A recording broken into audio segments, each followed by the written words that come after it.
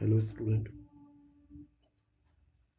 हम लोग फिजिक्स के चैप्टर इलेक्ट्रिसिटी को स्टार्ट करने जा रहे हैं।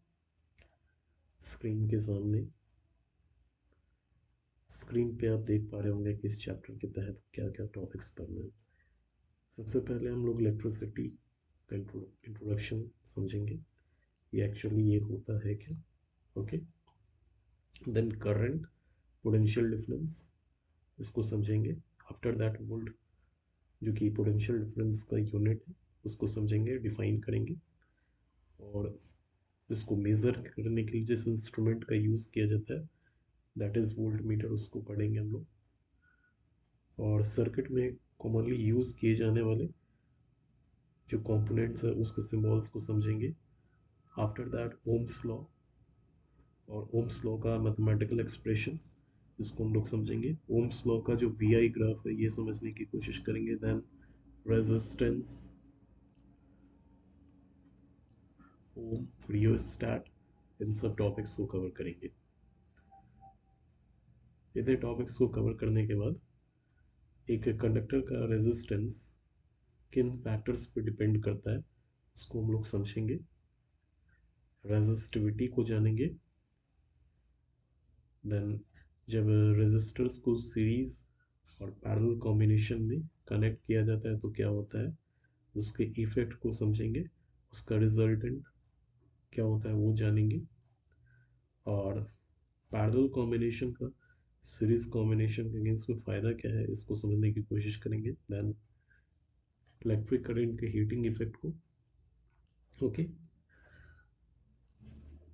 आफ्टर दैट हमारा जो अगला टॉपिक होगा इस चैप्टर से रिलेटेड वो जूल्स लॉ ऑफ हीटिंग होगा। देन इलेक्ट्रिक बल्ब का फिलामेंट जो कि टंगस्टन का बना होता है इसको हम लोग जानेंगे। इलेक्ट्रिक फ्यूज पढ़ते हुए लास्ट टॉपिक इलेक्ट्रिक पावर करते हुए इस चैप्टर को एंड करेंगे। ओके, तो बिना समय गंवाए हुए हम लोग चैप्टर स्टार्ट करते हैं। इसके इंट्रो पार्ट को अगर हम ध्यान से देखें तो यहाँ सामने लिखा ही हुआ है, charge is a fundamental particle in an atom, it may be positive और नेगेटिव। चार्ज एक एटम का फंडामेंटल पार्टिकल है, ये पॉजिटिव या निगेटिव हो सकता है। और जैसा कि आप लोग चार्जेस की प्रॉपर्टीज़ के बारे में जानते ही हो बचपन से ही, कि लाइक चार्जेस एक दूसरे को रिपेल करता है और अनलाइक चार्जेस एक दूसरे को अट्रैक्ट करता है।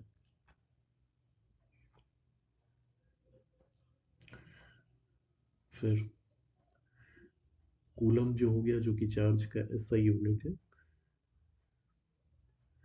1 कूलम चार्ज जो होता है वो एक्चुअली 6 × 10⁻18 इलेक्ट्रॉन्स चार्जेस, एक कूलम चार्ज में लगभग इतने इलेक्ट्रॉन्स मौजूद होते हैं। ओके, एक इलेक्ट्रॉन पर चार्ज जो होता है 1.6 × 10⁻⁻19 कूलम का निगेटिव चार्ज होता है। इसको निकालने फिर एक फॉर्मूला है, Q is equal to n, जहाँ पर Q टोटल चार्ज को बतला रहा है, small n number of electrons को, और E जो हो गया आपका एक इलेक्ट्रॉन पर के चार्ज को बतला रहा है। Okay, Q is equal to n. इसको हम लोग क्वांटाइजेशन के नाम से भी जानते हैं, ठीक ना,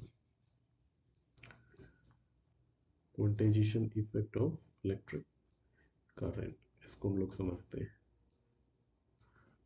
ओके स्टूडेंट, आपने पढ़ा होगा Q is equal to n e, ये क्वांटाइजेशन ऑफ चार्ज के नाम से जाना जाता है। अब जैसे मान लें कि एक कूलम चार्ज में नंबर ऑफ इलेक्ट्रॉन्स कितना होता है, तो n is equal to Q by e, 1/1.6 × 10⁻⁻19। यहाँ पे हम लोग कैलकुलेट करके देखेंगे, 1/1.6 × 10⁻19। अब ये 10/16 × 10⁻19। नाउ एक और वैल्यू हम लोग दे देते हैं, 10 × 10 × 10⁻18/16। तो 100 बाई 16 इंटू 10 का पावर 18। 16 को जब 100 से डिवाइड करोगे आप तो 6.25 इंटू 10 का पावर 18 पाओगे। जो यहाँ पे मेंशन है अप्रॉक्स वैल्यू दिया हुआ है जो 6.25 into 10 to the power 18 electrons होगा। ओके,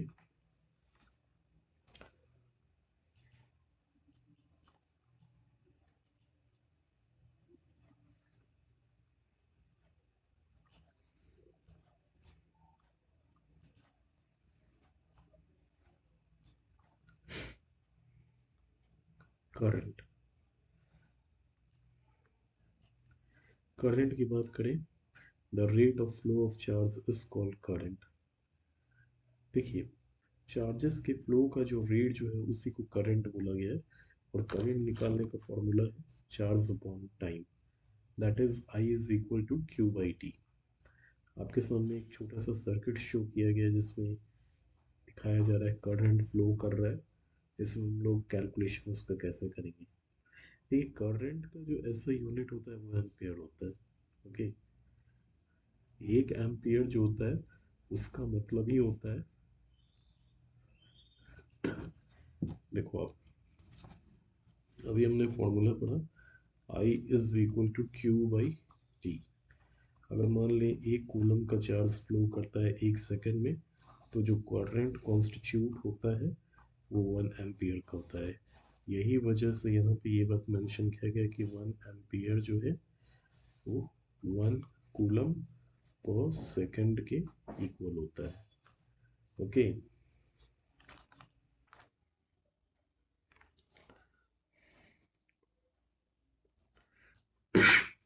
1 मिली एम्पियर जो है 10⁻³ एम्पियर के इक्वल होता है, और 1 माइक्रो एम्पियर जो है 10⁻⁶ एम्पियर के बराबर होता है।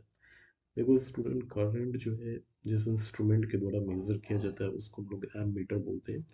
इसका सिंबल आप देख पा रहे हो सामने स्क्रीन पे। एम मीटर का रेजिस्टेंस लो होता है और इसको हमेशा सीरीज में कनेक्ट किया जाता है। करंट का डायरेक्शन जो होता है वो इलेक्ट्रॉन्स के फ्लो के डायरेक्शन से अपोजिट होता है, ठीक ना। जैसा कि इलेक्ट्रॉन्स, जब इलेक्ट्रिसिटी की फेनोमेना की खोज हुई थी तो उस समय इलेक्ट्रॉन्स के बारे में पता नहीं था, ठीक ना। उस समय करंट के बारे में माना जाता था कि करंट जो है वो पॉजिटिव चार्ज का फ्लो था, लेकिन बाद में जब पूछा गया तब ये हमारा एजम्पशन रॉन्ग हो गया। पोटेंशियल डिफरेंस, एक यूनिट पॉजिटिव चार्ज को एक पॉइंट से दूसरे पॉइंट पे मूव कराने में किया जाने वाला वर्क डन जो है उसको पोटेंशियल डिफरेंस कहा जाता है। पोटेंशियल डिफरेंस का फॉर्मूला है V is equal to W by q, जहाँ पे V का मतलब हो गया पोटेंशियल डिफरेंस, W जो हो गया वर्क डन हो गया, और Q जो हो गया एक कूलम का चार्ज है। और 1 वोल्ट की अगर बात करें तो जब 1 जूल का वर्क 1 कूलम चार्ज को कैरी करता है तब पोटेंशियल डिफरेंस जो है 1 वोल्ट का होता है। पोटेंशियल डिफरेंस का ऐसा यूनिट वोल्ट होता है। ओके, और जैसा कि फॉर्मूला वाइज अगर देखा जाए कि पोटेंशियल डिफरेंस निकालने का फॉर्मूला है वर्क डन बाय चार्ज। तो एज पर डेफिनेशन 1 वोल्ट कब होगा, जब 1 जूल वर्क होगा 1 कूलम चार्ज के द्वारा, तब पोटेंशियल डिफरेंस 1 वोल्ट का होगा। यानी 1 कूलम जब 1 जूल का वर्क करेगा, 1 कूलम चार्ज जब 1 जूल का वर्क करेगा तो पोटेंशियल डिफरेंस 1 वोल्ट का होगा।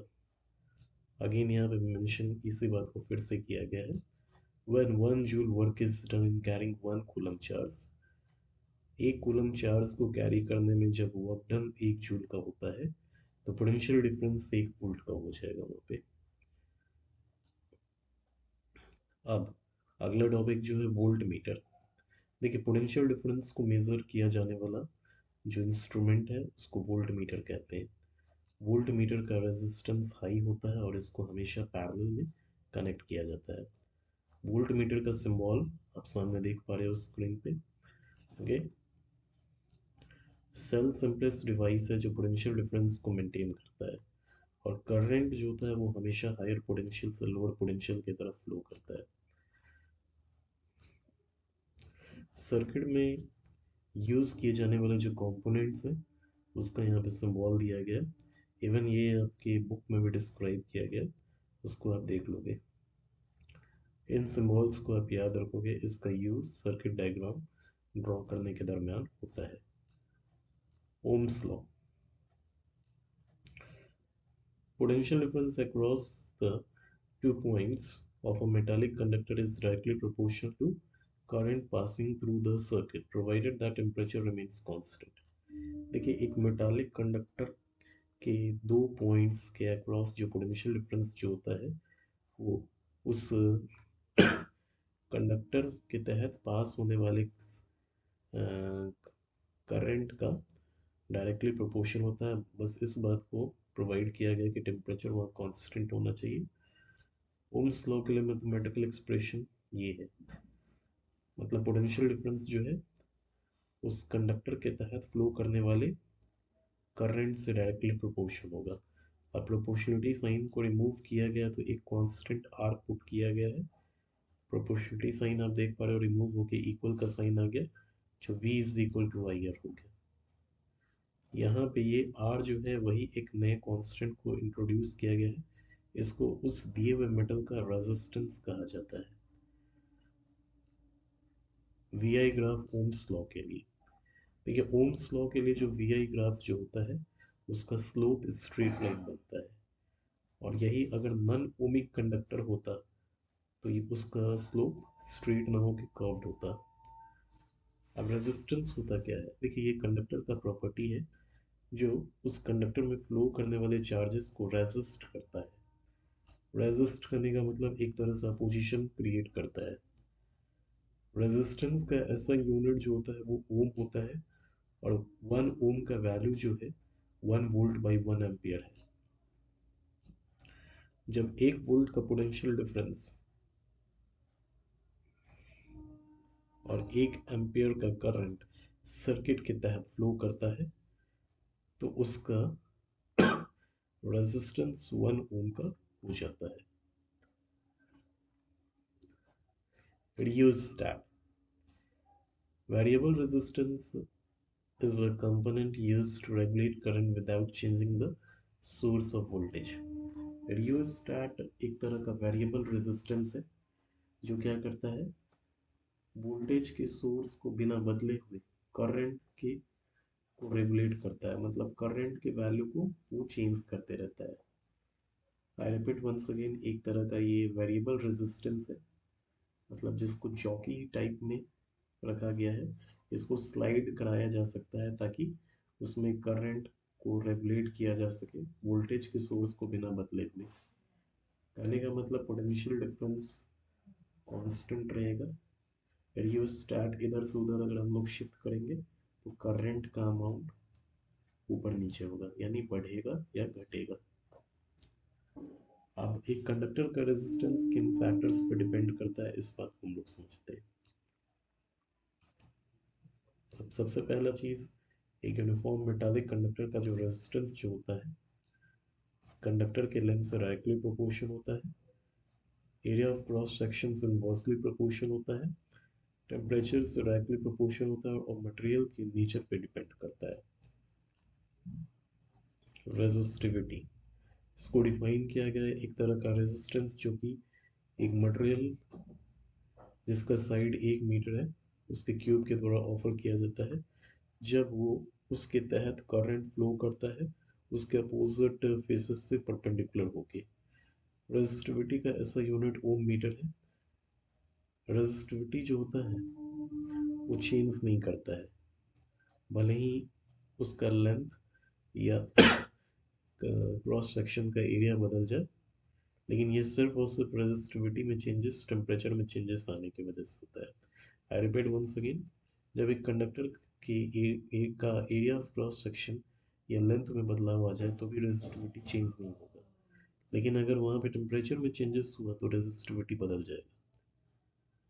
मेटल्स और अलॉयस का रेजिस्टिविटी जो है वो 10⁻⁻8 से लेके 10⁻⁻6 ओम मीटर तक के रेंज में है, जबकि इंसुलेटर की रेजिस्टिविटी का रेंज जो है 10⁻12 से 10⁻20 ओम मीटर है। अलॉय का जो रेजिस्टिविटी जो होता है वो उसके कॉन्स्टिट्यूएंट मेटल के रेजिस्टिविटी से जनरली हाई होता है।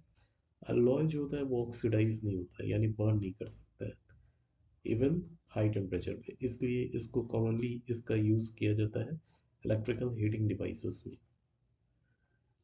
कॉपर और एल्यूमिनियम का यूज़ इलेक्ट्रिकल ट्रांसमिशन में लाइंस में किया जाता है, जैसा कि उनकी रेजिस्टिविटी काफ़ी कम होती है।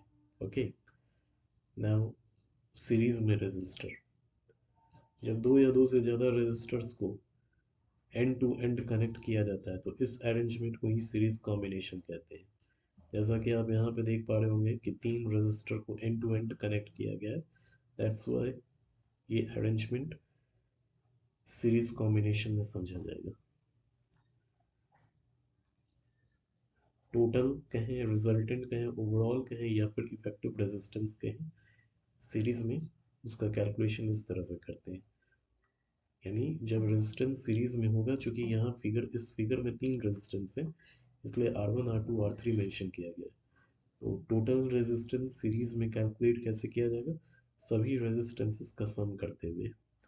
देखिए, रेजिस्टर्स को जब सीरीज में कनेक्ट किया जाएगा तो प्रत्येक रेजिस्टर के तहत जो करंट फ्लो हो रहा होगा वो सेम रहेगा।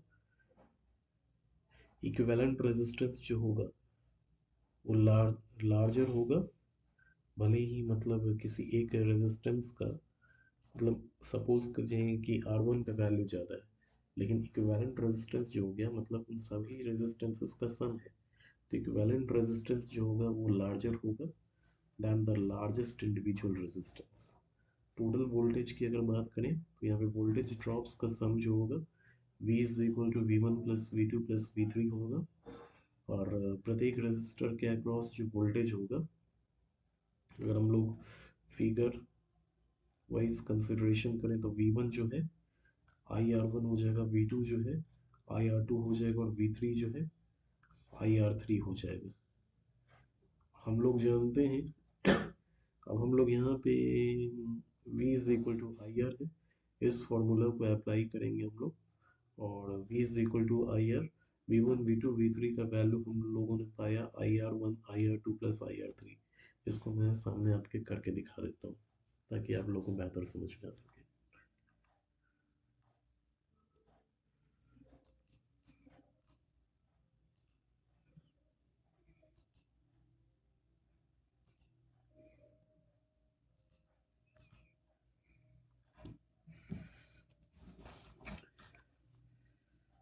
V is equal to V1 plus V2 plus V3. We know that V is equal to IR. V1, V2, V3. Values already mentioned there, IR1 plus IR2 plus IR3.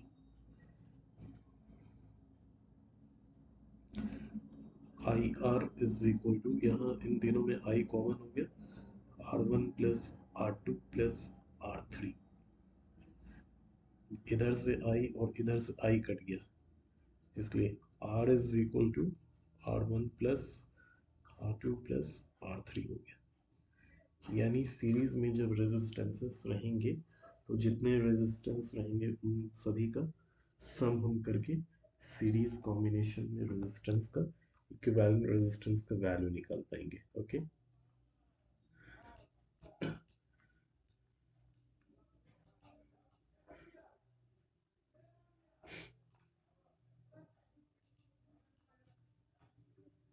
अब parallel combination को हम लोग समझते हैं। देखिए, parallel combination को भी अगर हम लोग समझें तो अगेन यहाँ पे हम लोग को देखना होगा voltage across each resistor is same and equal to the applied resistance। प्रत्येक रेजिस्टर के अक्रॉस वोल्टेज सेम होता है और अप्लाई की गई वोल्टेज के ही बराबर होता है। टोटल करंट जो होता है वो प्रत्येक रेजिस्टेंसेस के तहत फ्लो करने वाले इंडिविजुअल करंट्स का सम हो जाता है। सो यहाँ पे मतलब टोटल करंट जो है, क्योंकि यहाँ पे करंट आई जो है वो अपने आप को स्प्लिट कर दिया I1 में, I2 में, और यहाँ पे देखा जाए तो I3 में। तो टोटल करंट तो एक्चुअली आई ही है, जो बढ़ गया कुछ इस तरह से, जैसा कि हमने पढ़ा था V is equal to I R, तो I is equal to V by R होगा। Okay, V by R. I1 जो है रेजिस्टेंस 1 के तहत फ्लो कर रहा है, तो यहाँ पे वैल्यू V बाई R1 हो जाएगा, I2 V बाई R2 हो जाएगा, यहाँ V बाई R3 हो जाएगा। V बाई R, इस साइड RHS साइड देखें तो V कॉमन हो गया, 1 by R1 plus 1 by R2 plus 1 by R3। अब इधर से V और इधर से V कट जाएगा, तो आपका फाइनली बचा क्या, 1 by R is equal to 1 by R1 plus 1 by R2 plus 1 by R3। इसीलिए जो रेजिस्टेंस को पैरेलल कनेक्ट किया जाता है, तो पैरेलल कॉम्बिनेशन में मान लीजिए यहाँ पे तीन, जैसे कि इस फिगर में तो तीन रेजिस्टेंस कनेक्टेड है, तो तीनों रेजिस्टेंस का रेसिप्रोकल सम निकाल करके पैरेलल कॉम्बिनेशन हम लोग कैलकुलेट कर सकते हैं। यानी जो इक्विवेलेंट रेजिस्टेंस जो होगा वो लेस होगा इस कॉम्बिनेशन में इंडिविजुअल स्मॉलेस्ट इंडिविजुअल रेजिस्टेंस से भी वो कम होगा। Okay,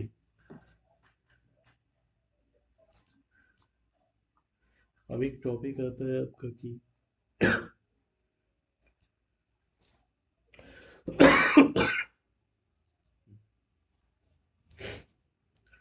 advantages of